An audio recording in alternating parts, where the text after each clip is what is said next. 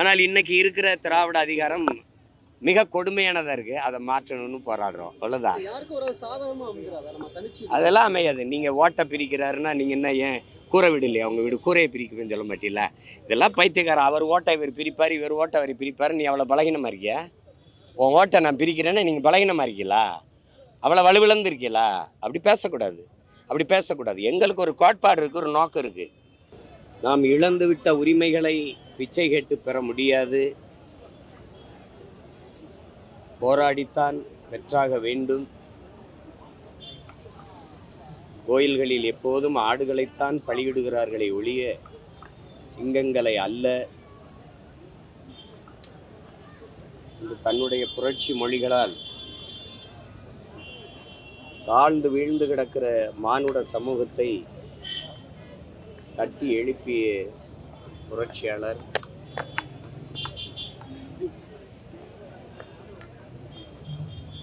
ஆயிரம் ஆண்டுகள் நாம் அடிமையாக வாழ்வதை விட ஒரு நொடியேனும் சுதந்திரமாக வீரமாக வாழ்ந்து சாவது மேலானது என்று உரிமை இழந்து அடிமைப்பட்டு கிடக்கிற சமூகங்களுக்கெல்லாம் உணர்வு சூடேற்றி உசிப்பிய புரட்சியாளர்.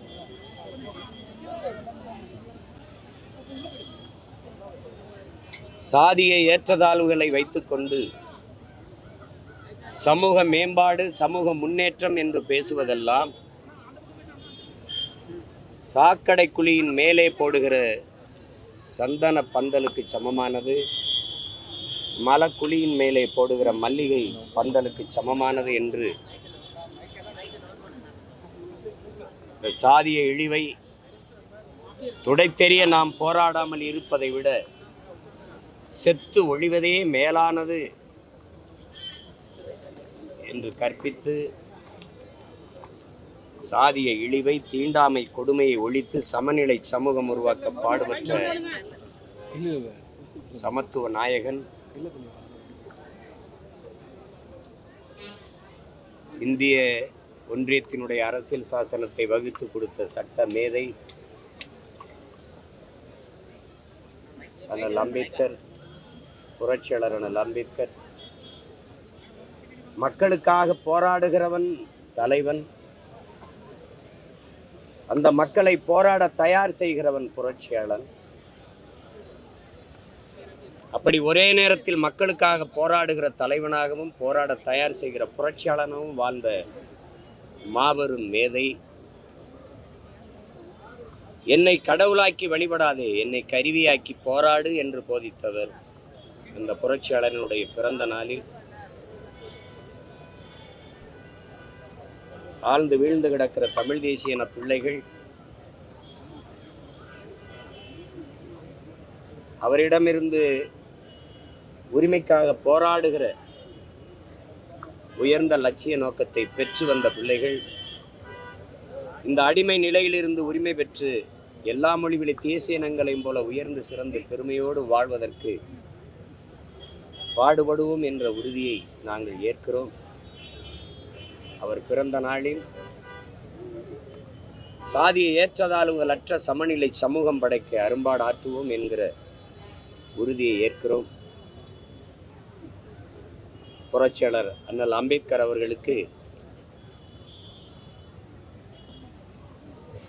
எங்களுடைய பிறந்த நாள் வாழ்த்துக்கள், எங்களுடைய புரட்சி வணக்கத்தையும் புகழ் வணக்கத்தையும் செலுத்துவதில் பெருமை அடையும்.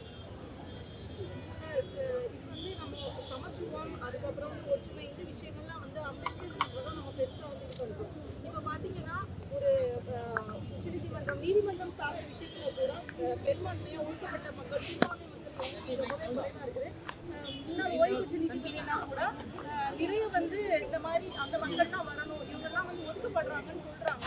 ஒரு நீதி வழங்க வேண்டிய இடத்துல அந்த மக்கள்லாம் வர வேண்டியது எவ்வளவு முக்கியத்துவம் நீங்க நினைக்கிறீங்க?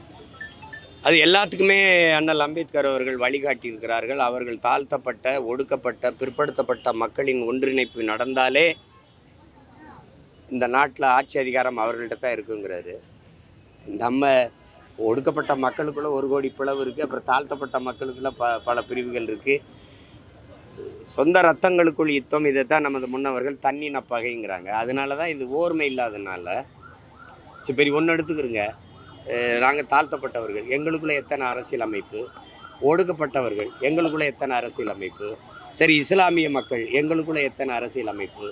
ஒவ்வொரு நோக்கம் கொண்டு ஓர்மையாக ஒரு இடத்துல கூட முடியலைன்னா அந்த மக்களுக்கு அரசியலும் இல்லை, அதிகாரமும் இல்லை. இது அடிப்படை. அவரால் கற்பிக்க முடிஞ்சது, அவர் வாழ்நாளில் போராட முடிஞ்சது, அதை பின்தொடர்ந்து வென்று முடிச்சிருக்க வேண்டியது நம்ம பொறுப்பு. அதை விட்டுட்டோம். இப்போ அதை உணர்ந்ததுனால தான் நாங்கள் யார் கூட சேராமல் தனித்து நின்று போராடி முன்னேறி போகிறது காரணம் வேறு. தொடர்ந்து அரசியல் களம் சூடுபிடிச்சிட்டு வந்து தேர்தல் நெருங்கக்கூடிய அதிமுக பாஜக கூட்டணி, நாம் தமிழர்களுடைய நிலைப்பாடு நீங்கள் தொடர்ந்து சொல்லிட்டே இருக்கீங்க. ஆனாலும் நாம் தமிழர் வந்து பாஜக கூட்டணிக்கு போகும் அப்படிங்கிற மாதிரி ஒரு பேச்சு வந்து சொல்லிட்டே இருக்காங்க. அது நீங்கள் ஏன் பிடிச்சு தள்ளுறீங்க? எனக்கு யாரும் வழிகாட்டவோ அறிவுறுத்தவோ எனக்கு அவசியம் இல்லை. எனக்கு சொந்தமாக மூளை இருக்குது, சிந்திக்கிற ஆற்றல் இருக்குது. நான் என்ன நினைக்கிறேனோ அதான் செய்வேன். திரும்ப அந்த கேள்வியை நீங்கள் எழுப்புறத நான் வெறுக்கிறேன், இல்லை அறிவு இருக்கிறேன். எத்தனை ஆயிரம் முறை இதே கேள்வியை என்னை பார்த்து எழுப்புவீங்க. அது நல்லா இல்லை, அதை விட்டுருங்க. நான் சொல்லுவேன், என்ன செய்கிறேன்னு கேளுங்க, நான் சொல்லுவேன். நான் தனித்து தான் போட்டிடுவேன். அதை திரும்ப சொல்லிகிட்டு இருக்கிறது அது ஒரு அளவுக்கு தானே அதே சொல்ல முடியும். விட்டு வேற கேள்வி கேளுங்க. விடுங்க. சாதி சார்ந்த விஷயங்கள் நம்ம ஏற்றத்தாழ்வு பார்க்காட்டாலும் பல தலைவர்களுக்குள்ள குடிப்பெருமை குலப்பெருமை சார்ந்த விஷயங்கள் இன்டைரக்டா சாதியை கொடுக்குற மாதிரி இருக்கு. இந்த விஷயங்கள்லாம் எந்த அளவுக்கு தவிர்க்கப்படணும்னு நினைக்கிறீங்க? அதுதான், அது ஒரு மனநோய். அது ஒவ்வொரு மனிதனுடைய சிந்தனையில் படிந்திருக்கிற அழுக்கு. அது அவர்களே தான் அதை கழுவணும். அடுத்தவன் போய் இது பண்ணும்போது அது பிரச்சனை ஆகுது. ஒரு மனிதன் சக மனிதனை தாழ்த்தி வீழ்த்தி சுகம் காணுகிறதுக்கு பேர் அது மனநோயின்னு தான் அதுக்கு பேர். அது கொஞ்சம் கொஞ்சமாக மாறும். இப்போ எங்களை பொறுத்தவரை நாங்கள் அதுக்கு தீர்க்கிறதுக்கு ஒரு அருமருந்தாக என்னென்னா, அந்த வகுப்பு வாரி பிரதிநிதித்துவத்தை கடைசி கருவியாக கருதுகிறோம். எல்லாருக்கும் உண்டானது எல்லாருக்கும் கிடைச்சிருச்சுன்னா இந்த ஏற்றத்தாழ்வுகள் தானாக செத்து ஒழியும்னு நினைக்கிறேன். எனக்கான கல்வி, எனக்கான வேலைவாய்ப்பு, அதற்கான ஊதியம் அது கிடைக்கும்போது ஒரு சரியாக வந்துடும் நினைக்கிறேன்.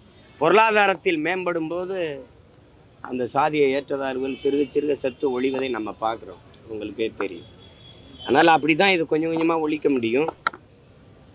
அது பல ஆயிரம் ஆண்டுகளாக இருக்கிற புறையோடி போன ஒரு பெரிய கொடிய புற்றுநோயினால் அது ஒரே நாள்லேயோ ஒரே ஆண்டுலேயோ அரை நூற்றாண்டுகளையும் இந்த நோயை குணப்படுத்த முடியல. ஒரு அம்பேத்கர் பத்தலை, ஒவ்வொருத்தரும் அம்பேத்கராக மாறணும். உங்களுக்கு விளங்குதுன்னு நினைக்கிறேன்.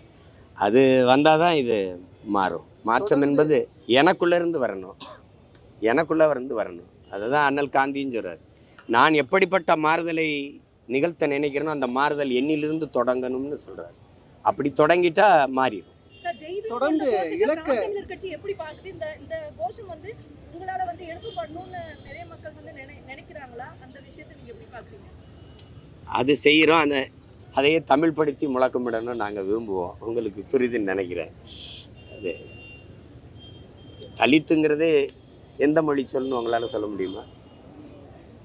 எங்களுக்கு பெருமைக்குரிய ஒரு அடையாளம் இருக்குது. நாங்கள் தமிழர், அதில் ஆதி தமிழருங்கிற ஒரு திமிரும் பெருமிதம் எங்களுக்கு இருக்குது. அப்போ அந்த அடையாளத்தில் இருக்கிறத நாங்கள் விரும்புவோம். இது சும்மா யாதவ், தலித்து, யாதவ்னா எந்த யாதவ்? பீகார் யாதவா இல்லை உத்தரப்பிரதேச யாதவா? இது பல பிரச்சனைகள் இருக்குது. அதனால் நான் கோன் என்று சொல்லிக்கிறதா நான் பெருமைப்படுவேன். நான் ஆதி தமிழன் என்று சொல்லிக்கிறதான் பெருமைப்படுவேன். ஜெய்பீம்னு முழங்குறதுல எனக்கு ஒரு சிறுமையும் கிடையாது, பல மடங்கு பெருமை தான். அதே என் தம்பியெல்லாம் இப்போ ஜெய்பீம்னு சொல்லும்போது நாங்கள் திருப்பி ஜெய்பீம்னு முழங்க தான் செய்கிறோம். அதை நாங்கள் ஒரு படி மேலே போய் தமிழ் படுத்தி முழங்குவோம், அவ்வளோதான். தொடர்ந்து தனித்தனியாக போட்டிடுவோம். பேச்சு பெரிய வைரல் ஆகிட்டு சீமான் கம்பேக் கொடுத்துருக்காரு அப்படிங்கிற மாதிரியான தகவல்லாம் பேசப்பட்டு வருது. நான் எங்கே போயிருந்தேன்? கம்பேக் இதுதான் இருக்குது வேறு. தொடர்ந்து நாங்கள் தனிச்சு தான் போட்டிடுவோம் அப்படின்னு சொல்கிறீங்க. ஒரு இலக்கை நீங்கள் நிர்ணயித்து அதை தொடர்ந்து பயணிக்கிறீங்க. இந்த அதிகாரத்தை எப்போ அடைவீங்க? இலக்கை அது உங்களுக்கு சொல்கிறேனே, இழந்து விட்ட உங்களுக்கு அண்ணல் அம்பேத்கர் தான். இங்கே தேர்தல் அரசியல், திருடர் பாதை, தேர்தல் பாதை, ஓட்டு பொறுக்கிகள், அதிலெல்லாம் எனக்கு உடன்பாடு இல்லை. மக்களாட்சியை ஏற்றுக்கொண்ட ஒரு நாட்டில் கடைசி வலிமை அரசியல் அதிகார வலிமை தான். அதனால் அம்பேத்கர் உங்களுக்கு தெரியும், உலகத்தில் அவரை போல் அறிவாசான் எவனும் இல்லை, அவரை போல கல்வியாளரும் இல்லை. அவரே சொல்லிட்டாரு, எல்லா துன்ப போட்டுகளுக்குமான சாவி ஆட்சி அதிகாரம் மட்டுமேன்னு. அதிகாரம் மிக வலிமையானதுன்ட்டாரு. அதை நாங்கள் முழுக்க ஏற்றுக்கிட்டோம். ஆனால் இன்றைக்கி இருக்கிற திராவிட அதிகாரம் மிக கொடுமையானதாக இருக்குது. அதை மாற்றணும்னு போராடுறோம், அவ்வளோதான். அதெல்லாம் அமையாது. நீங்கள் ஓட்டை பிரிக்கிறாருன்னா நீங்கள் என்ன ஏன் கூரை வீடு இல்லையா உங்கள் வீடு, கூரையை பிரிக்குதுன்னு சொல்ல மாட்டீங்களா? இதெல்லாம் பைத்தியக்காரன். அவர் ஓட்டை இவர் பிரிப்பார், இவர் ஓட்டை அவர் பிரிப்பார். நீ அவ்வளோ பலகீனமாக இருக்கியா? உன் ஓட்டை நான் பிரிக்கிறேன்னா நீங்கள் பலகீனமாக இருக்கீங்களா? அவ்வளோ வலுவிழந்து இருக்கீங்களா? அப்படி பேசக்கூடாது, அப்படி பேசக்கூடாது. எங்களுக்கு ஒரு கோட்பாடு இருக்குது, ஒரு நோக்கம் இருக்குது. நீங்கள் திரும்ப திரும்ப சொல்கிறீங்க ஊழலை ஒழிக்கணும்னு எல்லாரும் சொல்கிறீங்க. யாரோட சேர்ந்து ஒழிக்கலாம்? மதுக்கடையை மூடணுங்கிறீங்க, யாரோட சேர்ந்து மூடலாம்? மது ஆலைகள் வச்சுருக்க உரிமையாளர்களோட சேர்ந்து மதுவை முடிவில. இந்த மாதிரி வேலைகளையெல்லாம் பேசிகிட்டே திருப்பி திருப்பி பேசிட்டு கூடாது. என்னையும் சேர்த்துக்கொண்டு இந்த சாக்கடைகளை தள்ளுறதுல நீங்கள் எல்லாரும் பேரார்வம் கொண்டு இருக்கிறீங்க. நான் அது எங்கள் விருப்பம். நான் தற்காலிக தோல்விக்காக நிரந்தர வெற்றியை இழக்க தயாராக இல்லை. என்னுடைய பயணம் என் கால்களை நம்பிதான், எங்களின் பயணம் எங்கள் கால்களை நம்பிதான். அடுத்தவருடைய கால்களையோ தோள்களை நம்பி எங்கள் லட்சிய பயணம் இல்லை. ஏன்னா அடுத்தவர் கால்களை நம்பி நான் பயணித்தால் அது அவர் நினைக்கிற இடத்துக்கு போக வெளியே என் கனவை சுமந்து போகாது. அதனால அதை விட்டுருங்க, வேற ஏதாவது கேளுங்க.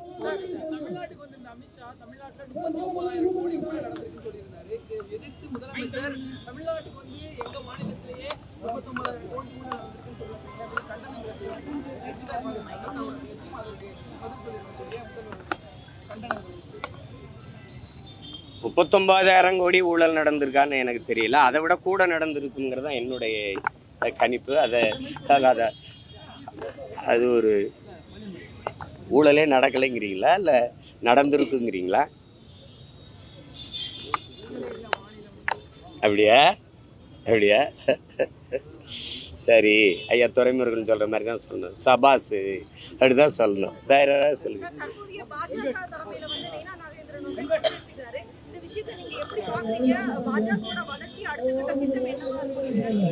இல்லை ஒரு கட்சி, அவங்க ஒரு பெரிய கட்சி, நாட்டை ஆண்டு கொண்டிருக்க கட்சி, பல மாநிலங்களில் அதிகாரத்தை செலுத்துகிற கட்சி. அவங்க கட்சிக்கு எது நல்லது எது சரி என்பதை அவங்க தான் முடிவெடுப்பாங்க. அதில் போய் கருத்து சொல்ல முடியாது. அவங்க புதிய தலைவராக ஏற்றுக்கிறதுக்கு நம்ம வாழ்த்து சொல்லணும், அவ்வளோதான். வாழ்த்துக்கள் சொல்லிட்டேன், அவ்வளோதான். அது அவங்க கட்சி கருத்து, நிலைப்பாடு. அதில் போய் நம்ம தலையிட முடியாது.